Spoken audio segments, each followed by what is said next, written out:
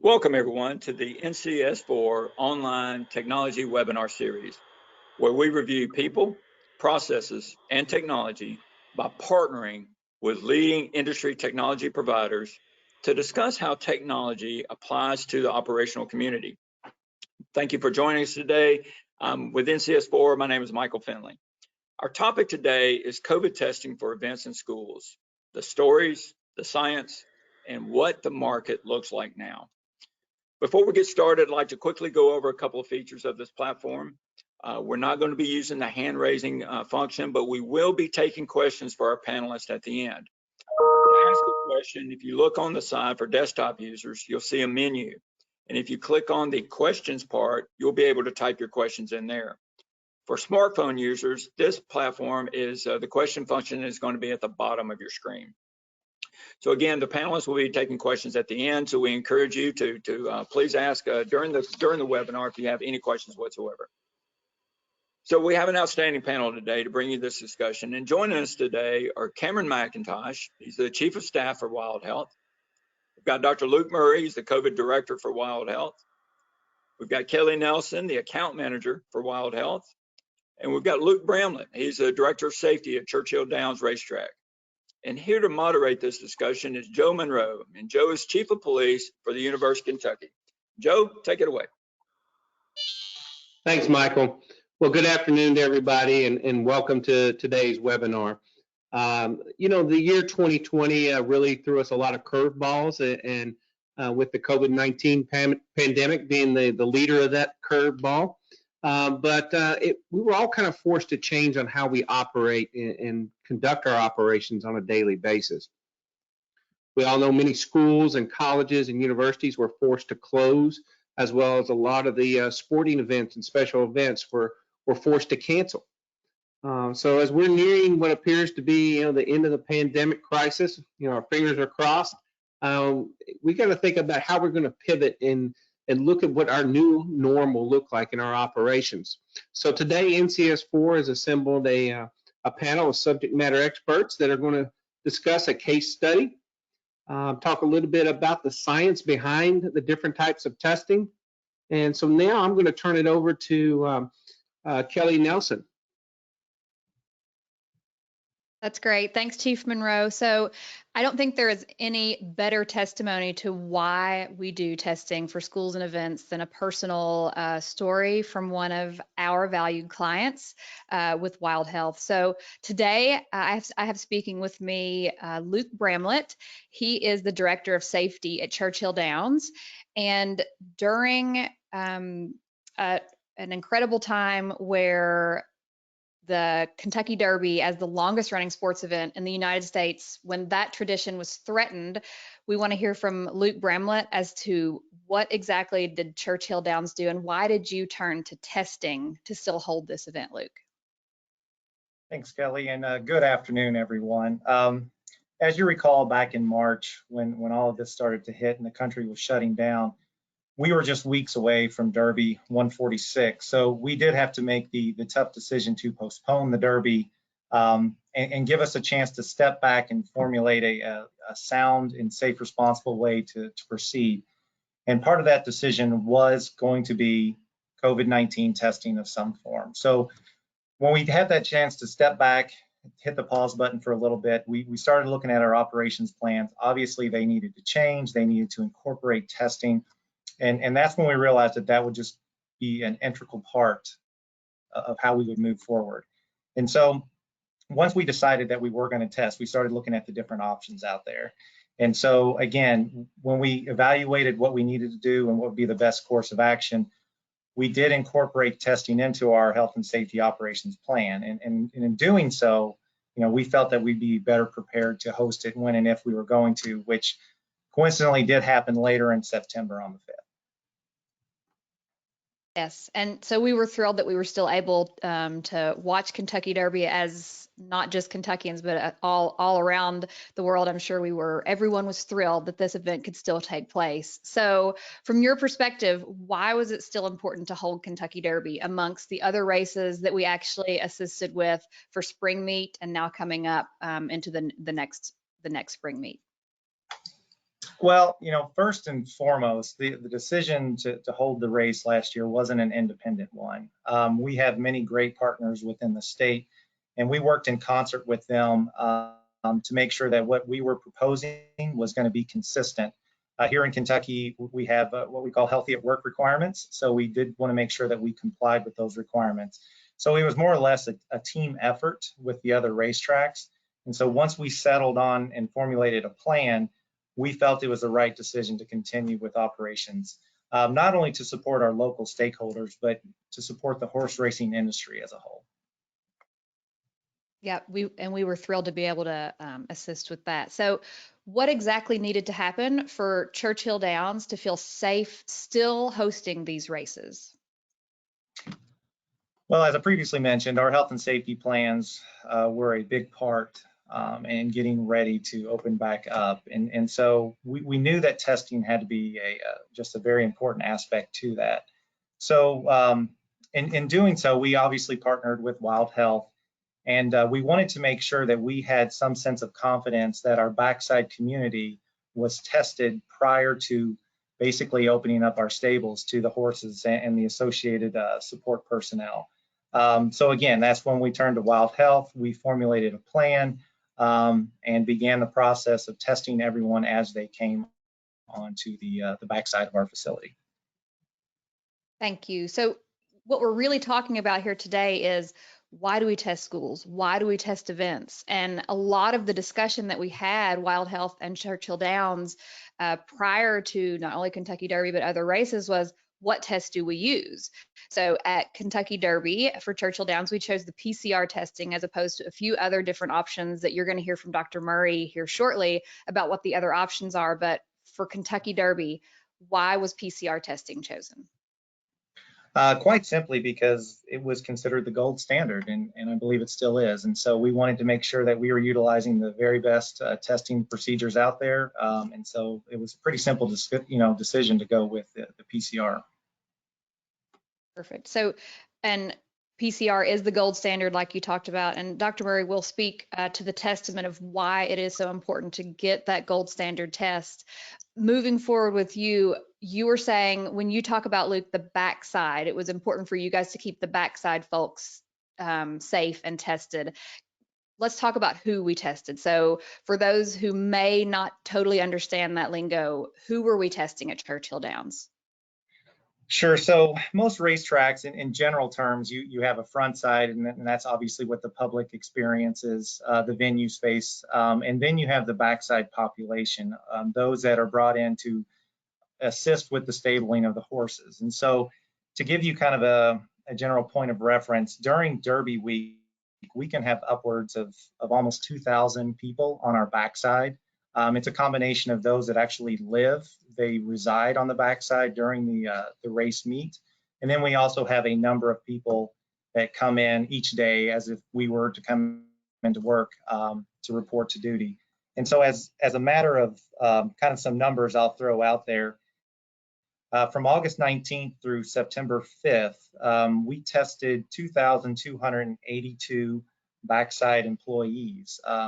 Again, the premise of the testing was to make sure that we had some assurance that those working in this very close-knit community, that we felt that, yes, we've done all our due diligence that we can to make sure that we're not introducing problems into that community. So during our peak 2-day testing period, which was on August 19th and 20th, there were over 1,300 tests administered by Wild Health in just that very short period of time.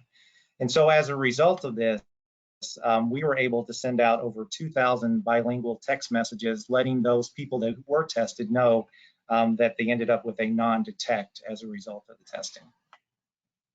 And that was so important for the entire community, not just the people participating, but the people who, trust in this long tradition for us to be able to still host this event or to assist you guys with hosting this event. So to kind of wrap up, it's so nice to be able to hear firsthand why it was important to you. Would you say that as the challenge presented, do we host the Derby, do we not? Would you say that COVID testing allowed you to maintain that running tradition and have a safer, more trusted space to house this event? Well, absolutely. And as I stated earlier, the decision, it was not ours alone. We did work in concert with other racetracks. We also worked in concert with the local health department and the governor's office. And I firmly believe had we had not presented a solid plan that included testing, that we wouldn't have been able to pull it off. And so one of the things that was interesting at the time is we were one of the largest testing sites going within the state. And you could even make the argument that we had so many people tested, we helped to drive down the positivity rate during that window of time in which we did test. And so overall, I think it was a great success. It led to a sense of comfort and science behind the decision to open up our backside prior to racing. Well, we are so thankful for your time and testimony to how and why we do this type of testing in order to sort of get back to some sort of normalcy. So I'm going to kick it over to Dr. Luke Murray, who is going to talk to you more about the science of why and how we do what we do. Thank you very much, Kelly and Luke. I have gone through this presentation many, many times as the medical expert or the scientist on this board, and this science slide has gone from 6 slides down to 2 pictures on 1 slide at the insistence of my team that I keep it very, very straightforward. So I'm just going to make these 2 points. There is PCR testing, which Luke mentioned. I'm going to bring up Luke a lot. And then there is or LAMP testing, and both of those detect the DNA of the virus. LAMP testing is something you probably haven't heard about, but it's an exciting, relatively new technology being applied to COVID testing, and I'll talk about why it's so exciting. And then the other kind of test is the antigen test. Those are the only 2 things that I get to talk about when it comes to science. So PCR and LAMP detect the DNA, and that's why they are the gold standard. It's like the blueprint of the house. And antigen detects the viral protein. I kind of use that as sticking with the house analogy, like the lock on the outside of the door. You can change your locks pretty easily. You can't change the blueprint of the house. So that's why it's the gold standard. That's all we're talking about when it comes to science. Let's go ahead and see if we can move to the next slide here. So in terms of comparing these, I'm going to talk about the 3 different pieces of this. There is the price, the speed, and the accuracy. And I'm going to use examples of the types of folks that would pick these particular technologies and why they are relevant. So PCR is what the Kentucky Derby, Churchill Downs used. It's also what the University of Kentucky used in their back to school testing, as well as the University of Cincinnati. As you can see here, it takes the longest. National average for a PCR test is like 2 to 3 days. Wild Health does it 96% of the time, same day, but it's still several hours long process. It is the most accurate, and it is the middle range expensive. So like 60-ish on the super low end if you're ordering tens of thousands of tests, up to honestly $300. So the reason that Churchill Downs and the university wanted to go with the PCR test was because first, they didn't really need it to be super fast. The Kentucky Derby takes weeks of people coming in from out of town, and so they had the next day where they could get a test. The same thing with the University of Kentucky and other universities. They have a move-in week that is several days long, and so they can afford to have tests come back the next day.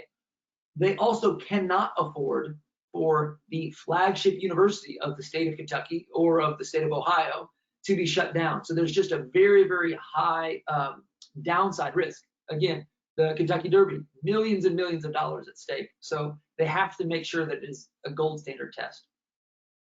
The second type of technology is, again, follows the DNA, so it's just as accurate. However, it's just as quick as the antigen test that we're going to get to next. So obviously, because it's accurate and it's fast, it is the most expensive. So that's a natural trade-off.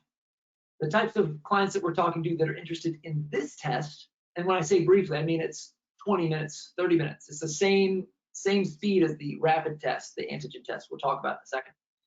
The type of folks that would be interested in this test are folks where they need the accuracy and they need the speed, and they don't have, their whole business would shut down otherwise. So for example, cruise lines They need it to be super accurate because the whole ship will shut down.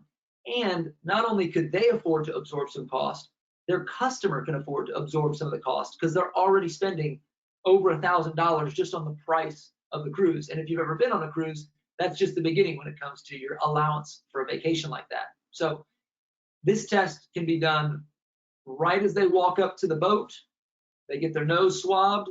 20, 30 minutes later, which is how long you have to wait in line anyway if you're going on a cruise, they can have a result and they can walk onto the ship. The third is antigen testing. And I put an asterisk there because folks say rapid antigen. There's no such thing as a slow antigen. All antigen tests are relatively rapid, meaning 30 minutes or less. And it's not uniquely rapid. So the LAMP test, as I just mentioned, is just as fast. So as you can see here, it is very, very quick. It is the least expensive, and it is slightly less accurate than the other ones. So who is interested in this? Frankly, folks that need to test or else they won't be allowed by regulations to run their event, and that despite regulations want to increase their safety level, but they don't have a huge budget and they can't pass it on to their folks. So for example, when we were talking to Ticketmaster, I believe it was, or Live Nation, the largest concert venue in the world, they wanted something that was as cheap as possible because the ticket price was only $30, $40, $50, and they wouldn't be able to afford to spend an extra $70 on all those people. So those are the different types, and those are the types of folks that would be interested in those tests.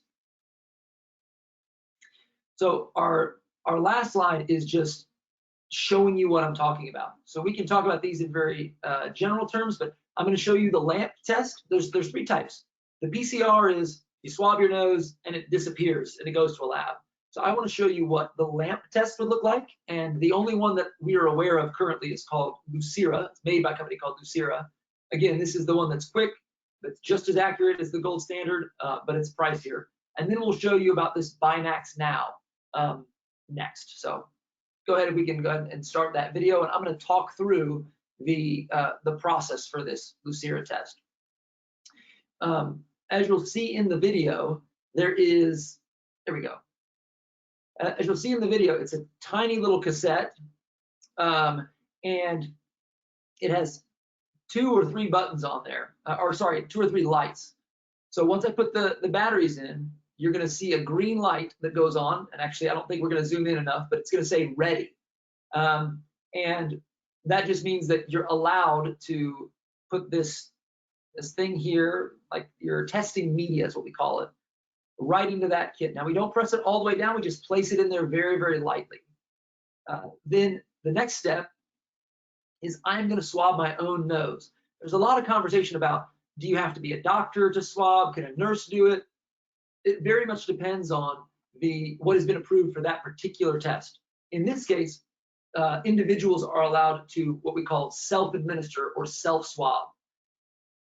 So each individual would put it in their nose 5 times on each side. They would then do 15 seconds of swirling here. And then once this is complete, I'm going to take the cap and I'm going to close it and then snap it down on the container. By the way, this entire video is 1 minute 45 seconds long, just to give you an idea of how long this takes. So now it is, there's going to be a flashing light saying waiting or testing in progress.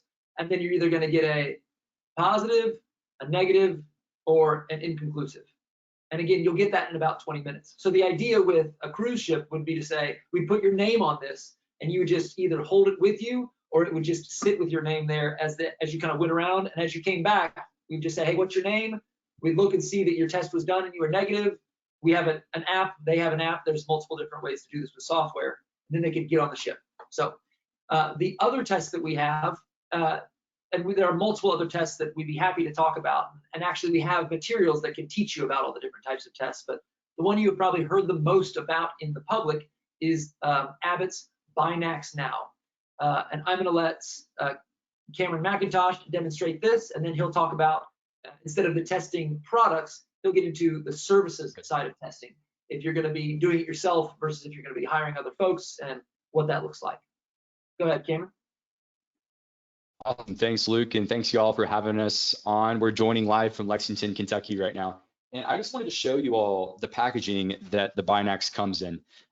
This test, or this box rather, actually has 30 tests in it. So what's been cool to see, and where I'll kind of start, is how testing has changed for us and how the market has changed for testing and for access as well. I mean, this is truly a consumer product now, where before it could have really only been offered by a lab or a clinic.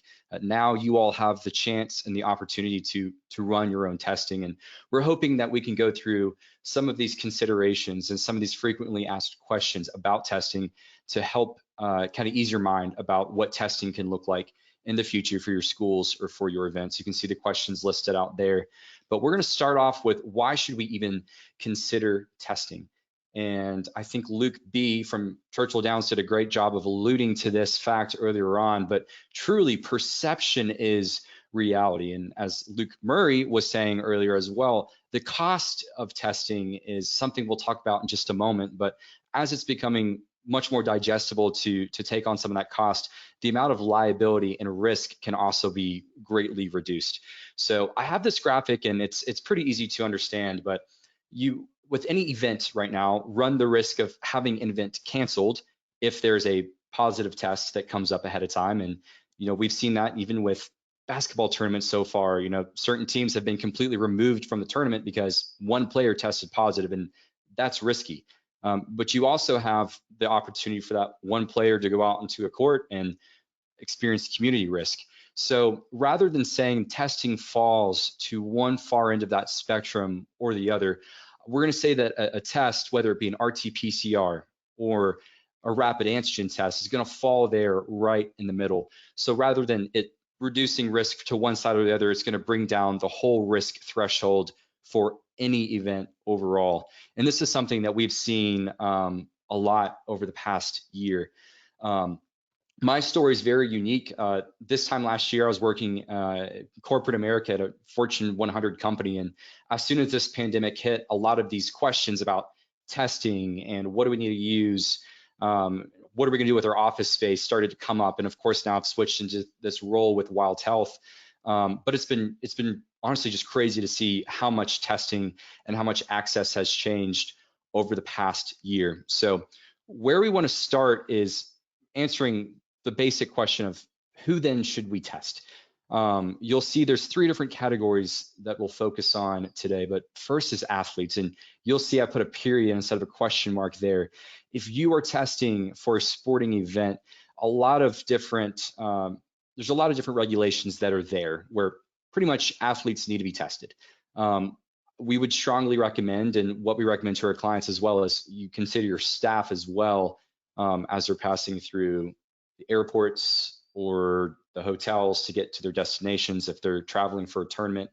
But of course, we also want to focus on spectators as well. And I have a note down there, testing isn't really going to go anywhere, but the way we use testing might change. When considering spectators, there's an interesting point of the cost. So if right now, maybe your space for your event can hold a 40% capacity. And what if you can get those people tested, and maybe there's a justification for you to have an event held at 60% capacity or 80% capacity? Then that becomes a very real thing that you can actually consider. Luke talked earlier about the different options that you can consider. Again, an RT-PCR might run anywhere from $60 all the way up to $300 per person. The antigen test, those rapid tests that we demonstrated earlier, have really come down market. The Binax test that we have, for example, you can administer yourself.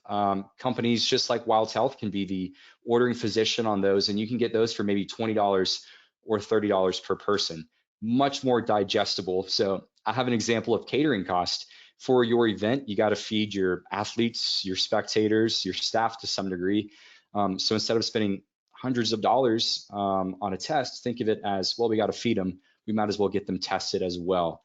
Again, rapid antigen tests are becoming much more of an option for a lot of players for the remainder of 2021, even as testing changes with vaccinations. So when setting up an event you have a lot of different options. You could try to create a bubble where you might want to do a checkpoint. You know, everyone walking into the door or going through the embarkation process of a cruise is going to be checked upon entry. What we're finding with all of the schools that we're supporting, both here in the Commonwealth of Kentucky and also across the region, is more of a surveillance testing model, where you know, students are coming once a week, once every 2 weeks, once every month to go and be tested.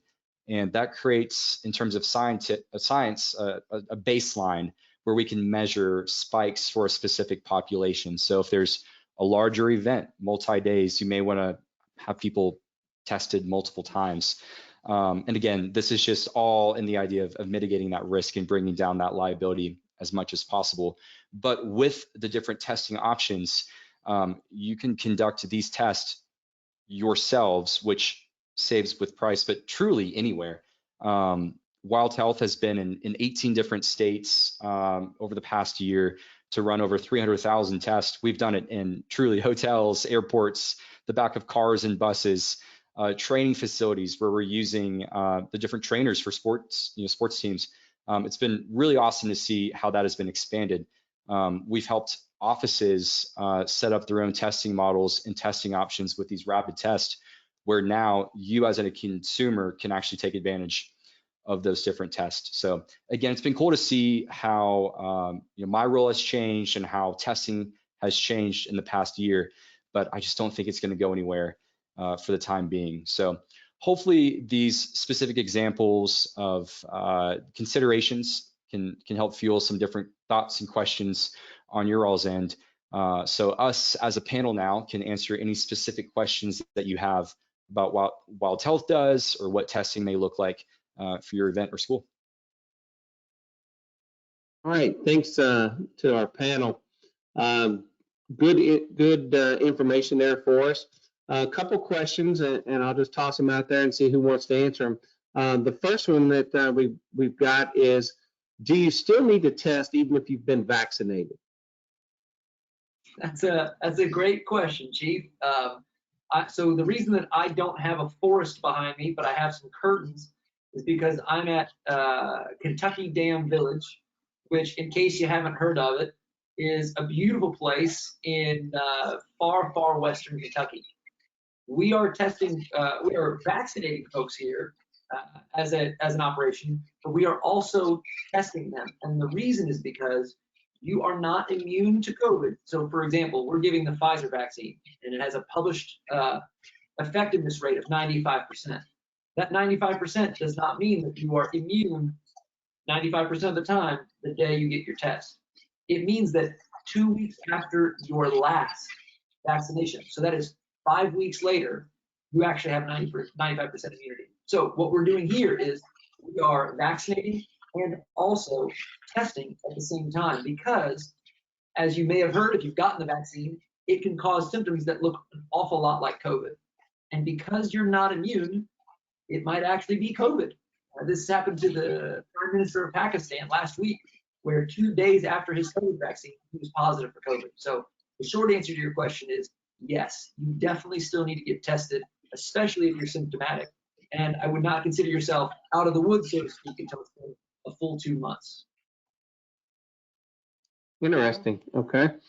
Next question is, why should we be testing participants for outdoor events? That's a great question. I'll let Cameron or Kelly mention it, because they're the ones that have actually done the Kentucky Derby, which is an outdoor event and obviously was deemed necessary. The first answer, of course, is because the state makes you, but they can get into the more nuanced parts of that question. Yeah, the state makes you is a great start to that answer, Luke. So thank you for that. The other piece to that is that what we have learned about this is, are we safer outside when we're distanced in an unenclosed space? Yes, we are, but it doesn't mean that we're invincible outdoors. So anyone who has ever been to an event outdoors, whether it be Kentucky Derby or any other sporting event or a concert or a school event, we still we still stay in fairly close quarters at times. There are still times where the mask comes off to eat, where people are standing closer or waiting in lines for restrooms or food or what have you. So where we may be safer outdoors, and that's the optimal space, especially right now with the weather, it's not an invincible space. So yes, we would still test for those events because the risk is not void in those spaces. There was a question prior to this event. I looked at some of the pre-sent questions. One of them was, is it necessary to test for an outdoor running event? So I have ran, I think I saw someone from Cincinnati's Flying Pig Marathon. I grew up in the Cincinnati area, so I'm familiar with it. I've run Chicago and Boston and some of these other races. I certainly was not socially distanced from the folks at the starting line. It's impossible. And absolutely, the folks that are on the sidelines are not socially distant, and it would be difficult to do that with them. So that's an example of an outdoor event that I would certainly insist on at least the runners, if not some of the folks that are actually watching, the spectators. Okay, good. Ron asked, have you reviewed the recent studies on the accuracy, specifically the poor rate of finding positive people with the antigen test? They are nearly worthless in asymptomatic people to find positive cases, missing about 70% of the people with no symptoms. Are these tests good for symptomatic people? Man, that is, I really appreciate someone looking into the data. So we have done our own internal validation on these, and we've been clear that for the ones that have only been tested for symptomatic folks, we run our own study on how effective they are with asymptomatic. So the question, I guess he mentioned they missed 70% of the folks that are positive, I guess. I need to know which of those there are, because there are at least 24 of these rapid antigen tests, and we get them all the time. We pass them on when they don't meet our standards. But are they useful? Meaning, are they going to decrease your risk? Just like I said in my table, they are less accurate than folks that are doing the LAMP or the PCR test. Are they going to not decrease your risk at all? Absolutely not. All of these are a question of how much money am I willing to spend in order to decrease my risk to some degree. And so that would be a conversation with either us or Vault Health is another good provider to say, hey, what are the specifications on your test? And specifically, what are the specifications in asymptomatic folks? And then you can personally talk to their people and say, hey, this is how much money I have. How much of a decrease in risk am I going to get for that? And that's what Wild Health also does. That we do testing consulting for events and schools. So we could have that conversation with you as well. But that's a fantastic question. And we're not going to deny for a second that there isn't a trade-off. Okay, thanks. Charlie asked, what's the biggest throughput per hour that you've processed, and how many people can a single tester or a station handle per hour? And how does this change significantly based on the different type of test? Cameron lives and breathes these numbers. Y'all, it has been an awesome continuous improvement project for us over the past year. So you can definitely just take it from the people that have done 300,000 tests. We've done thousands of tests in a single day. We have weekly surveillance models still with university clients where we're testing, 2,000, 3,000 a day, even right now with the numbers and with vaccinations in play. We have this nice little, mathematical model that helps us calculate how many staff that we need. We have a very automated process. We have systems that have automatic scheduling and automatic results, and that is how our lab is able to process so quickly as well. In terms of people, we have a lot of considerations when setting up a site. You know, how many hours is it going to be? How many people can we get them with specific windows coming in? Those are some considerations that we have. But I mean, we'll send one person to go, collect 15 specimens. We've sent people across the country to collect 1,000 in a 4-hour period before. It really just depends. And again, what's cool with really what we're trying to walk through today is these rapid antigen tests, because you collect them yourself. For 30 people, it might take you about 30 minutes. And Luke showed that demonstration earlier with the Lucira as well, which is an RT-PCR option. It's a 1 minute and 40-second video. So the time consideration and reporting results and everything like that has become much more automated, much more quicker as well.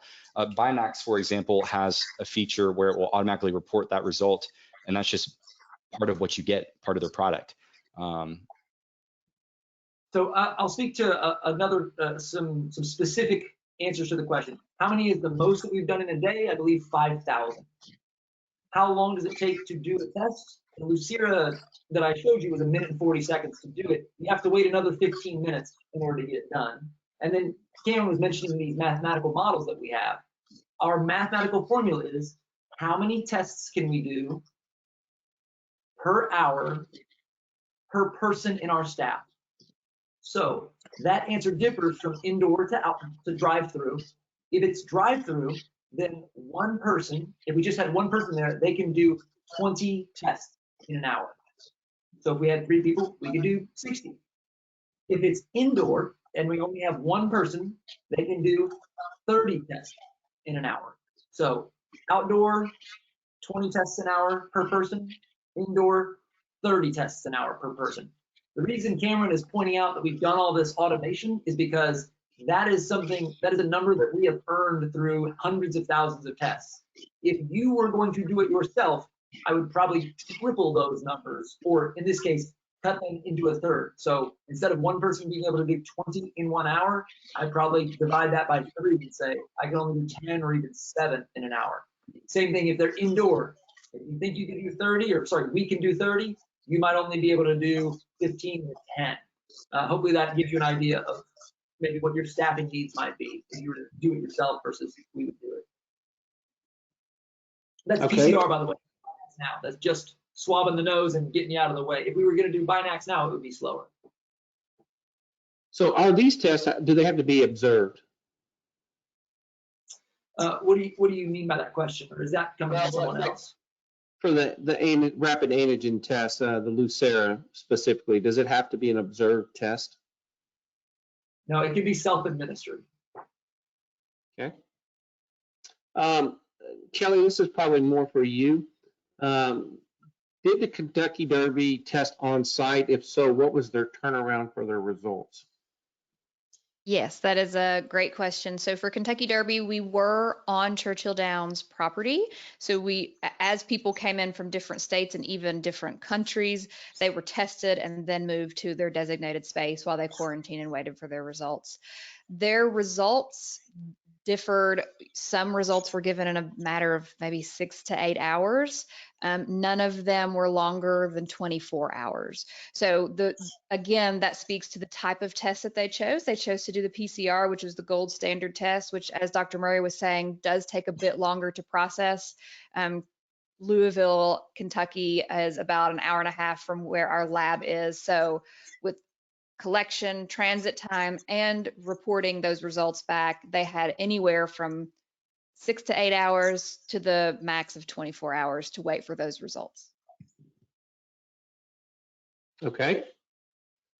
Question about how accurate are these mail-in self-administered tests? So there's 2 sides to that equation. The gentleman that was asking about, like, hey, these rapid tests are not useful because they miss X amount. He's referencing published data that's been collected by someone that has done a scientifically designed study. Wild Health has done several of these, and when we do these studies, we are the ones that are collecting the data and collecting the swab. So we're making sure that the collection of the sample is consistent across all of the people that we are testing. The difference in these mail-in swabs is whatever you are looking at in terms of the supposed accuracy. So for example, the New York Knicks are doing this. They're mailing out the at-home tests, then you send in your results, and then you can show up to the Knicks game. that has got to be the lowest amount of effectiveness of any strategy I've heard of. And that's because not only are they using a test that's not as accurate as you mentioned, because it's an antigen test, at baseline, meaning if they did it perfectly every time, you're also getting the difference in how deep are they going, how long are they swabbing, and that can affect the accuracy as well. So the question is, how useful is it? I'd say take the number that is published, and I'd say multiply it by 0.5, maybe 0.7. So if it's 80% accurate, then I'd say cut that in half and say it's 40% or 50% accurate, something like that. Again, because of the lack of consistency in collection method. Here's kind of, I think you may have answered this one before, but does the Binax now need to be observed by a health professional, even if it's self-administered? That's a great question. So specifically the Binax now, you can't, if you're getting those in your hands, there is a training process to get those in your hands. So they still have to be regulated. They are still regulated by either the department that you order them from or the laboratory that they're associated with. So anyone who receives those, if you are doing self-collection, for the Binax now specifically, you do go through a training to do that test. So as Dr. Murray just referenced, the best case scenario is that someone who is a trained professional is, or an experienced professional is performing those tests for you. But once trained, yes, you can self-swab without being monitored. Okay, thank you, Kelly. So from our event managers that are on the call, there's a question regarding the testing protocols and screening processes as they try to lay out their plans for returning to capacity for their events. What are some of the concerns, or what are you seeing out on the market now that can help them with returning to the screening process as they enter their events? So this is something we mentioned about the Kentucky Derby. We would like to think that they want our professional opinion, and they would ask this exact question: what should we do? Please help us clarify. What typically happens is they get told by the NCAA, by the NBA, by their local government, by the state government, and then they just turn to us and say, hey, look, our accrediting organization wants us to do XYZ. So what do we think is going to, so what are our opinions about return to work protocols? Well, it would be very, very specific. That's why we do consulting, is because people say, hey, these are the number of people, this is the risk, this is our budget. We can say, hey, this is a protocol that would make sense epidemiologically, medically for you. However, if you're just asking the question, what do you think is going to happen in terms of the strictness of these protocols coming down from the NCAA or the US government or state governments? I would say that they are going to, as vaccines ramp up, which we think is going to happen over the next 3 or 4 months, and I can speak to that personally because I'm getting ready to go do some, those regulations will loosen up. I do not think they will loosen up before July 1st, though. So whatever you're planning on doing, I would prepare as if they weren't going to change until 4th of July weekend at the earliest. Okay, thanks. And then one last question here. Somebody wants to know about the non-contact thermometers. Are they useful in helping detect the virus as part of a screening process in outdoor settings? I don't want to hurt anybody's feelings here. I know you're just doing what you're told, but not only are they not that useful, we actually would have people heat up their foreheads sometimes because we're out there in the snow. Sometimes we'll do a little bit of temperature screening for folks. They'll breathe on their on the screen or something just to try to get to be active. So not very useful. The other thing you need to consider with testing or with contact tracing or just thermometer is if you're going to use it, you need to then enforce it. So for example, if someone has a high temperature, you need to make sure that whoever is doing those temperatures has the authority to do something about it. Because we've had plenty of times when folks have come in and had a temperature of 93 degrees and we're like, you should go to the hospital, and they're just not able to enforce whatever those numbers are. So have a protocol in place to enforce it, whether it's testing or temperature or contact tracing. Otherwise, people just don't trust the rule. Just as a quick addition to that, just in this, like in the school system here in Fayette County, I have 3 daughters, and prior to getting on the bus, their temperature is checked. Now, once we get a little warmer into the season, a child standing at a bus stop for 10 minutes, 15 minutes, you're going to scan their temperature. You're going to get some numbers that you don't want to see. And so, yes, to speak to that, you do have to take into account that we're not indoors. There are elements that could sway you either cold or warm, and maybe not be the best decision maker for you. Okay. Good, good. Well, thank you all. Any closing comments? I don't have any. I'll let my other staff speak if they do. Thanks for the opportunity to talk to everybody about how do we continue to make safer events so that we can get back to a little bit of normalcy, because I think we're all kind of craving that right now. All right, well, I want to thank all of our panelists, Cameron McIntosh, Dr. Luke Murray, Kelly Nelson, Luke Bramlett, and of course, Joe Monroe from the University of Kentucky. Thank you very much. I thought it was very educational. And I want to remind everybody that this session was recorded and it's going to be on our website. It'll be available to you. And also remind you that in November 9th through the 10th in Phoenix, Arizona, NCS4 will have its National Sports and Safety Conference and Exhibition there. So thank you very much, panelists, and thank you for listening in. I hope it was enjoyable for you. Thank you very much. Have a great day. Thank you, guys.